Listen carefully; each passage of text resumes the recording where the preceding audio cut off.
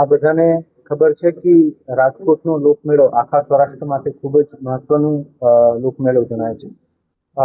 આપણી જન્માષ્ટમીના દિવસોમાં આપણે જે લોકમેળાનું આયોજન કરીએ છીએ, આ મેળાની તમામ તૈયારીઓ જે છે આ સમયાંતરે જે જુદા જુદા તબક્કાની કામગીરી કરવાની હોય આ કામગીરી ચાલી રહી છે.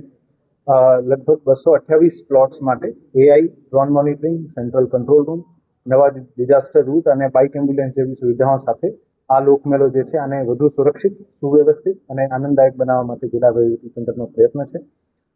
2026ના લોકમેળા માટે વિવિધ કેટેગરીના 228 જેવા પ્લોટનું આયોજન કરવામાં આવ્યું છે.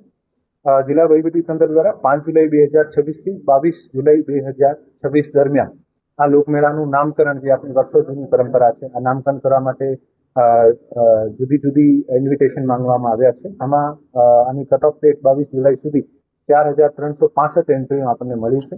હવે આ એન્ટ્રીઓને શોર્ટ લિસ્ટિંગ કરીને પછી જે પણ છેલ્લી ઘડીએ પ્રક્રિયાનો ફોલો કરીને આપણે નામકરણ કરવાની જે પદ્ધતિ છે આવનારા દિવસોમાં આપણે નામકરણ કરીને જાહેર કરવામાં આવશે.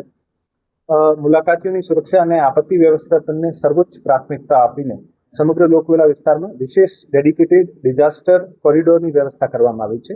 આ વર્ષે આ કોરિડોરમાં ફક્ત ફાયરની ગાડીઓ, એમ્બ્યુલન્સ અને મહત્વના વ્હીકલ્સ જ આમાં રૂટ કરી શકાશે. અને આ મેળાને ગત વર્ષ જેમ આપણે જે ડેડિકેટેડ કોરિડોર હતો જ્યાં માણસો પણ અંદર જઈ શકતા હતા, આ વખતે એકદમ ડિફરન્ટ કોરિડોર જેમાં કોઈ પણ બીજું પ્રવેશ નહીં કરી શકે, આ બાબતની વ્યવસ્થા કરવામાં આવી છે, જેથી કોઈ પણ ડિઝાસ્ટરની પરિસ્થિતિને આપણે ખૂબ સફળતાથી પૂરી પાડી શકીએ. સાથે સાથે 2 નવા ડિઝાસ્ટર રૂટ પણ બનાવવાની અત્યારે કામગીરી ચાલુ છે, જેથી આ વર્ષે આપણને 3 નવા ડિઝાસ્ટર રૂટ મળશે, જેથી કોઈ પણ અકસ્માતની સ્થિતિમાં આપણે આને ખૂબ સારી રીતે ક્રાઉડને મોબિલાઇઝેશન થઈને કોઈ પણ પેશન્ટ હોય અને સિક હોય અને પણ વ્યવસ્થિત રૂપે સારવાર માટે લઈ જઈ શકીએ છીએ.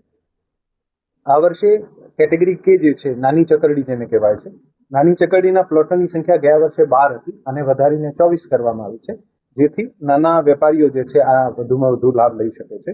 સાથે સાથે આ વર્ષે એક સેન્ટ્રલ કંટ્રોલ રૂમ કાર્યરત કરવામાં આવશે. ગયા વર્ષોમાં આપણે જોયું છે તમામ વિભાગના જુદા જુદા કંટ્રોલ રૂમ હતા. આ વર્ષે એક જ સેન્ટ્રલ જુદા જુદા વિભાગોના કંટ્રોલ રૂમ હશે જ્યાં આની બીજી વ્યવસ્થાઓ આ લોકો કરશે, પણ એક central command and control room હશે જ્યાં બધા વિભાગના અધિકારી એકસાથે બેસશે અને જેથી મેળામાં કોઈ પણ ઇન્ફોર્મેશન શેરિંગથી લઈને જે પણ આકસ્મિક પગલાં લેવાના હોય આપણે ઝડપથી લઈ શકીએ છીએ.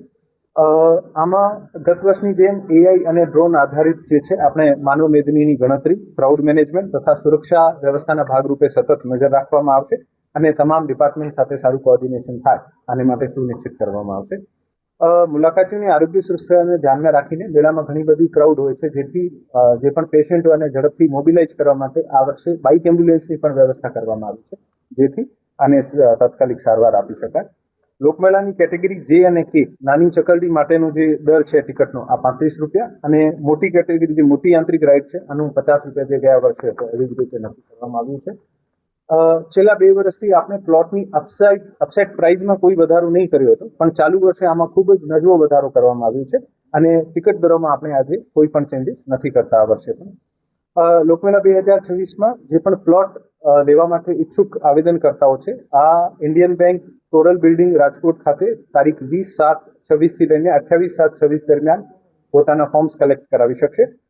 વિવિધ કેટેગરીના પ્લોટોની ફાળવણીની પ્રક્રિયા પારદર્શક રીતે હાથ ધરવા માટે કેટેગરી B, C, J અને K ના પ્લોટનો ડ્રો જે છે આ 1/8/2026 તારીખમાં અને કેટેગરી A અને B1ની પ્લોટની હરાજી જે છે આ 4/8/2026ના તારીખે, category E, F, G, H ના પ્લોટની હરાજીની તારીખ 5/8/2026 અને કેટેગરી X ના પ્લોટની હરાજીની તારીખ જે છે 6/8/26ના રોજ યોજવામાં આવશે. તારીખ 20/7/26 થી લઈને 22/7/26 સુધીમાં 3 દિવસમાં યાંત્રિક કેટેગરીના 49 અને અન્ય કેટેગરીના 163 આમ કુલ મળીને 212નો ફોર્મ જે છે આ વિતરણ કરવામાં આવ્યું છે. વિતરણ કરાયેલ ફોર્મ પૈકી 20 તારીખથી આજ દિવસ સુધીમાં કુલ 8 ફોર્મ પરત થયેલ છે. આમાં નાના રમકડાના 5, કેટેગરી C ના 1 ફોર્મ અને કેટેગરી X આઈસ્ક્રીમના 2 ફોર્મ મળ્યા છે.